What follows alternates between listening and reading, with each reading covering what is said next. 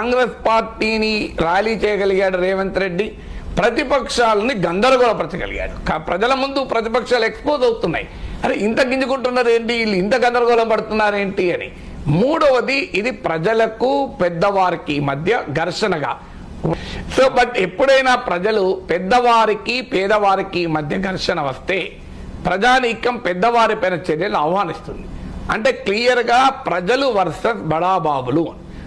ఇది రేవంత్ రెడ్డికి భారీగా ఉపయోగపడుతుంది. మీరు చూడండి, ఇప్పుడు రేవంత్ రెడ్డి ముట్టుకుంటే ప్రజలే వస్తారు. చూడండి, బడాబాబుల భరతం పడితే రేవంత్ రెడ్డిని బతకనిస్తలేరు. చూడండి, నాగార్జున సంగతి తెలిస్తే బతకనిస్తలేరు. చూడండి, రాజకీయ నాయకుల సంగతి తెలుస్తానంటే పాపం రేవంత్ రెడ్డిని బతకనిస్తలేరు.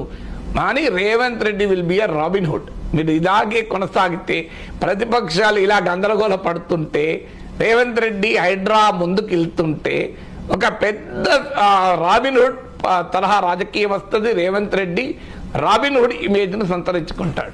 ఎందుకంటే ప్రజల తరఫున చేస్తున్నా నేను భగవద్గీత నాకు స్ఫూర్తి, శ్రీకృష్ణ పరమాత్మ చెప్పాడు నాకు, మా పార్టీ వాళ్ళైనా వదలా అంటున్నా కదా, ఇది ధర్మయుద్ధము అంటున్నాడు. సో ఇవాళ సామాన్యుడు అంటే ఎవరు వ్యతిరేకిస్తారు హైడ్రా యాక్షన్?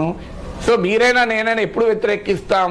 మనకు ఆ FTL కింద ల్యాండ్ ఉంటే వ్యతిరేకిస్తాం. అది కూడా మనలాంటి వాళ్ళు చైతన్యం ఉన్నవాడు ఒకవేళ పొరపాటున FTL బఫర్ జోన్లో కొన్నా